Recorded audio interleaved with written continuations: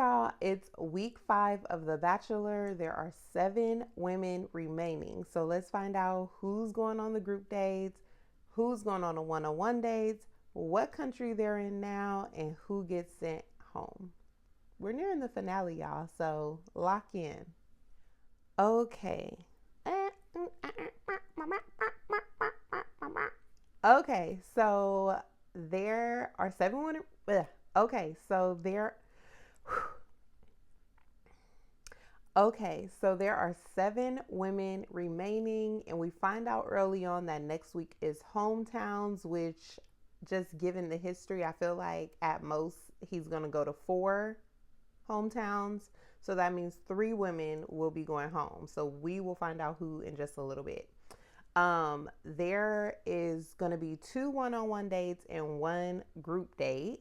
And first up was the one-on-one date with Juliana. Now, Juliana was not initially a front runner for me, but just seeing her kind of open up more and be more in the spotlight over these past few episodes or past couple of episodes, I like Juliana. Definitely like her more than Carolina. So far, I like her. Anyway, Juliana, look, now I spoke of Carolina and I can't stop. Whatever. Juliana and Grant, they took a helicopter ride to a castle, and it was just like a castle for a day type vibes. They had like he wasn't a butler. I think he called himself like a luxury valet guy, whatever. They played dress up. They did like some Bridgerton type dancing. And overall, it was just the vibes of how it would be to live in a castle. Now, this is not, of course, what their normal everyday living would be, but hey, it's always nice to feel like a princess every now and then. So he was able to provide that feeling for her. Back at the house, the girls that were still there were given a date card letting them know that on the group date it would be Dina, Alex, Carolina, Serafina, and Zoe. Now, Zoe is at this point the only one who has not had a one-on-one, since Juliana did just get a one-on-one that she's currently on. So Zoe was kind of like, what the heck? Like, why am I not getting a one-on-one? She didn't really make a big deal about it. I do see her personality has kind of softened over the season, so I love that for her. Instead of Zoe getting the one-on-one, Latia gets another one-on-one. So I kind of like Latia, so I wasn't mad at it. But I do think when you're trying to build a connection with people, it is fair to give everyone a one-on-one to kind of see how that goes. So back to the date with Grant and Juliana. Juliana did say she had an amazing time at the castle, but she does want to open up more to Grant to talk more about her upbringing. She did say she feels like she puts on a mask on the daily. She's not always this happy, bubbly person. And she went into, when she was younger, how someone she loved, she didn't disclose who, so respect to her. She didn't disclose who, but someone close to her had an addiction. And so she says she tries to put on this happy, bubbly, brave face all the time so she doesn't get dragged back to those dark times that she had back in the day. Grant said that he sees a reflection of himself in her because, mind you, his dad did suffer with an addiction. And so, she said that she felt lonely a lot and she would just go kind of be off to herself a lot. He showed that he had a lone wolf tattoo, so they were able to connect.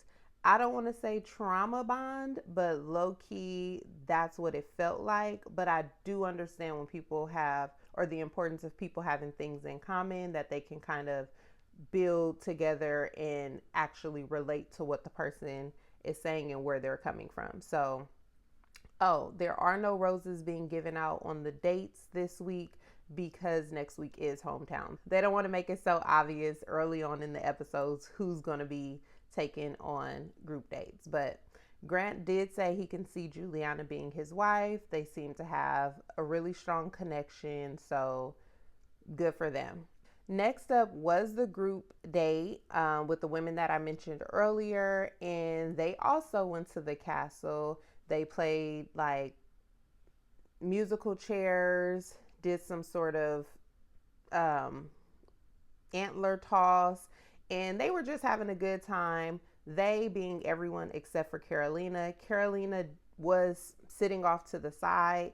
Grant noticed, and although this was not a one on one date, he did pull her for a chat, and they basically ended up taking up all the time. So Grant was asking Carolina like if there's anything that he's doing, if there's anything that, you know, that he can do better. And she, in my opinion, is just a mess and needs to go. Like, she will find a way to get the attention. And of course the ladies felt a way about it. Like, here's Carolina again, making it all about her.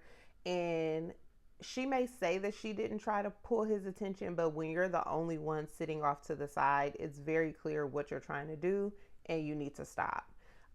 So when it was time for the night recap of the date, Grant was like, well, that was fun. Did you guys have fun? And it was kind of just crickets amongst the ladies. Like, he did, after speaking with Carolina, he made her feel better, but it did take away from everyone else having time to kind of shine during the group date. Even Zoe, she was like, you know, being a troop, like, even though I'm not getting the one-on-one day, hopefully he'll notice me on the group date. And he really did not, because he was spending most of his time making sure Carolina was okay, which, boo, tomatoes, tomatoes, tomatoes. Like, girl, pull yourself together. He spoke with Zoe. Zoe did let him know it was a weird day. She kind of expressed to him how she wanted to stand out a little bit, and she didn't get the chance to do that. He also spoke with Serafina. Serafina let him know how she hasn't brought a guy home in 6 years, but she does think her family would love him. Alex, she did say that it was a bit uneasy just because all the attention was on Carolina. And overall, I feel like there was a general consensus of like all the other girls not feeling how the date went except for Carolina, of course. Dina did bring this up to Carolina, and, you know, she let her know, like, you have to stop making everything about you and stop being a damsel in distress. She reminded her how she took up for her last week when no one else was really on her side. And Carolina was just like, well, you know, she kind of just had like a whatever attitude about it. And Dina was like, okay, well, now I see what everyone else sees. So basically, she didn't really wash her hands of her, but she's just like more aware of how everyone else is not feeling her and why. Dina, when she spoke to Grant, she reminded him how he's usually really good at making everyone feel included. But she also wanted to make sure he's taking everyone else's feelings into consideration. And she definitely let him know, like, I know you know who I'm talking about. And he basically was trusting Dina. He said the date was all about certainty, and he wasn't certain on how he was going to move forward. And he's starting to question Carolina. He's like, okay, wait, if everyone feels this way about you, maybe you're the problem. Yeah, bro, like, finally you're catching on. Last was the one-on-one with Latia. I feel like I change her name every week. And they just explored the city since they were in Scotland.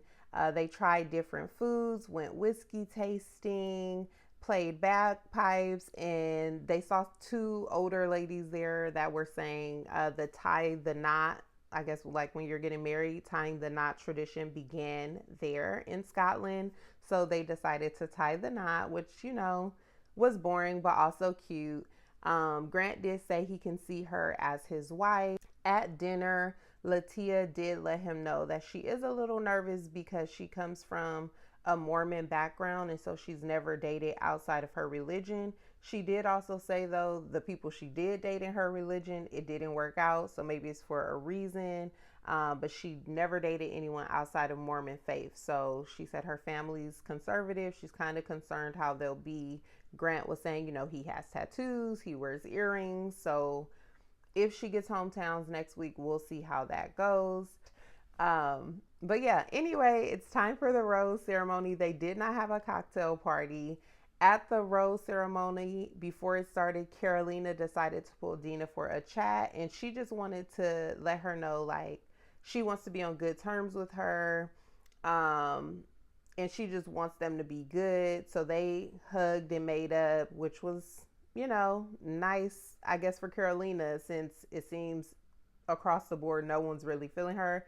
At least she'll have one person on her side when it's time for the women tell all, and just for the girls in the future to make TikTok videos together. Okay. All right. So it's time to hand out the roses.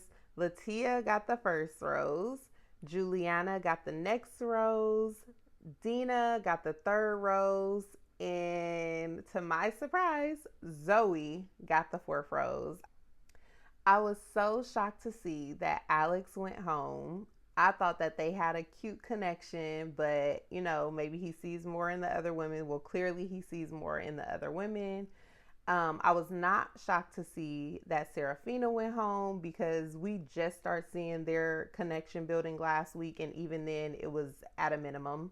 And Carolina, I was so glad to see her go home. So that is this week's recap. I hope you all enjoyed it. Let me know who you think is getting sent home next. So we have Latia, Juliana, Dina, and Zoe. It seems like Juliana's dad says something like, wait, did you just kiss my daughter? So he's not feeling that. The dad isn't feeling that. But we'll see how next week dates go. I'm going to say Zoe's going home next week, though, but we'll stick around and see. So anyway, let me know what y'all thought about this episode in the comments, and I'll see y'all on the next one.